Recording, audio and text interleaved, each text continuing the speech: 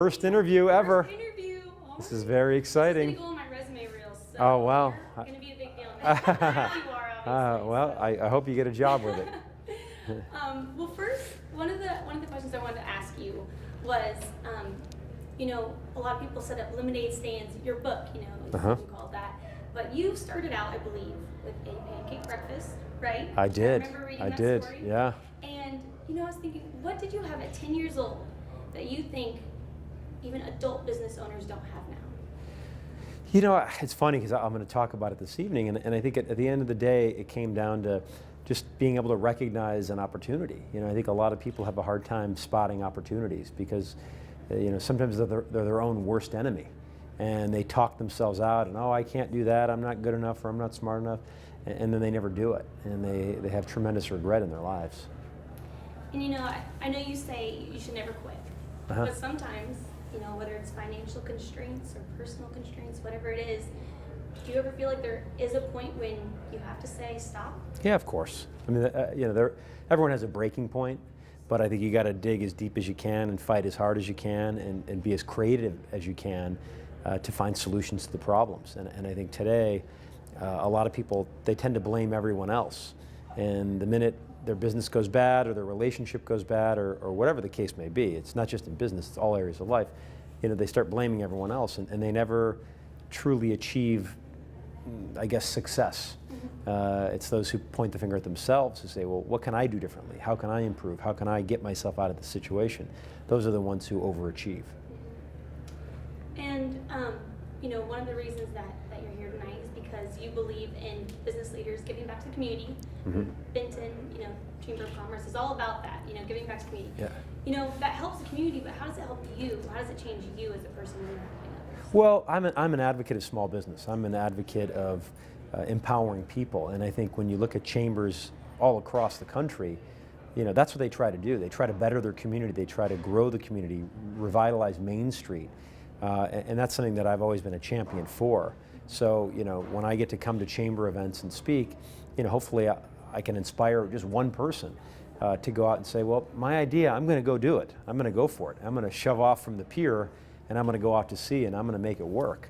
And I think, that's the exciting thing. And I also get to hear a lot of stories. I hear about people who, started out with one employee 5 years ago and now they've got 10 and they have multiple locations. I mean, I just came from the Ashley Furniture Store. I met the owner of that. And this is a man who started with nothing. And he's got a 150,000 square foot furniture store with, probably 50 employees, if not more. I mean, that's the American dream. And when I get to come to towns like Benton, I see that the American dream is alive and well.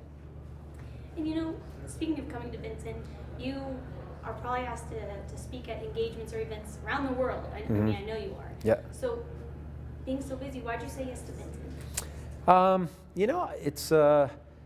It's interesting. A lot of it has to do with my scheduling and where I'm at, but I'm doing less and less of these events now. Ever since I became a dad, I've really had to cut back on my events. So certainly you're close to Chicago, which is great. It's about an hour flight up and down. And it's an area that's growing. It's booming. I tell you what's happening here and some of the potential, not tenants, but potential developers that are going to be coming into Benton. It's exciting, and I think in 5 years, Benton is going to be a city that you wouldn't recognize if you saw it today versus 5 years from now. Yeah, this is an example. Yeah, I mean, there's progress happening, there's innovation happening. They're really trying to do a lot to encourage businesses to come to Benton, and that's what it's about. You've got to be proactive. You've got to be aggressive if you want to revitalize your community and revitalize your Main Street.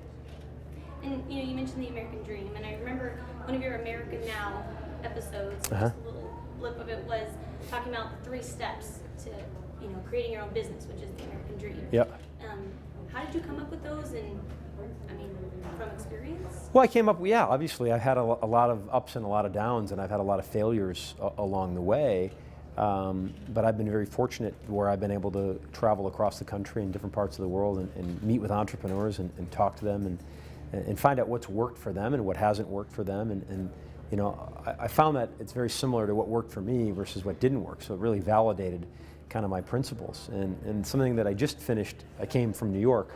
I think I was telling you, I got caught in a blizzard, but I left the Super Bowl. I gave a small business owner a fully paid, fully produced commercial in the Super Bowl. So I teamed up with the people who make QuickBooks. It's a company called Intvw.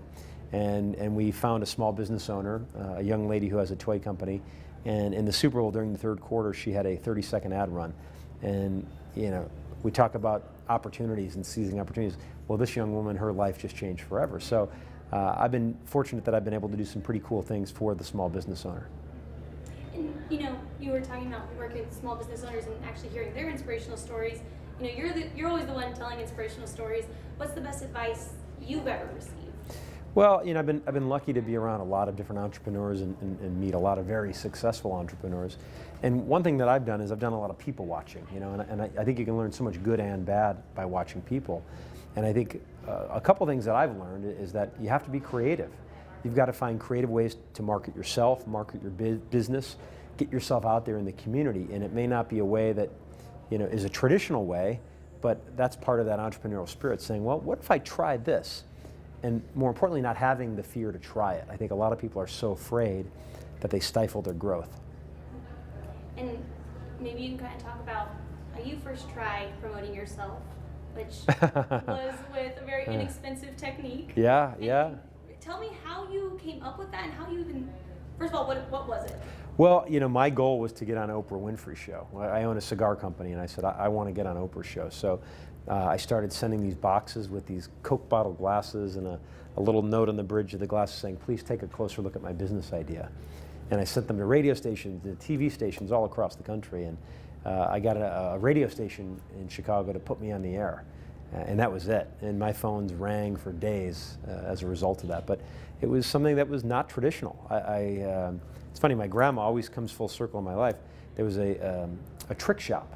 It was called Izzy Rizzy's Trick Shop in Chicago, and it was down the block from my grandmother's. And they sold these thick glasses, and I thought, maybe I could use those and pique their interest. So would you say technique to being successful is maybe being innovative and just doing something that nobody else has done?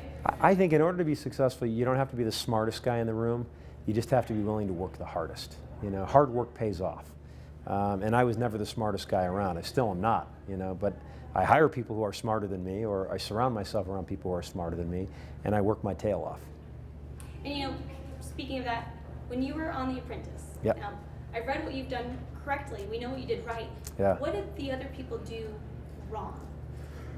Well, I think, it's funny. I think a lot of them, they didn't take the high road. They tried to win by cutting corners or by sabotaging or playing that political, game that a lot of people do in corporate America. And that was something that I didn't believe in. As an entrepreneur, I believe that your actions speak louder than your words. So I think they got caught up in the game and not so much delivering results. And that was, I think, what helped separate me from the pack. So you're doing good. Oh, well, thanks. Wow, you haven't even looked at your notes once. I haven't. There you go. That's whoever your boss is. You should promote her. Bill wants to hire me. So you wrote a book with Juliana, I Do. Then what next? I Do Now What? I Do Now What. Yeah. And there you go. I messed up. That's okay. And then you wrote, your business advice. Mm-hmm. And you're hired in the lemonade stand. Yeah.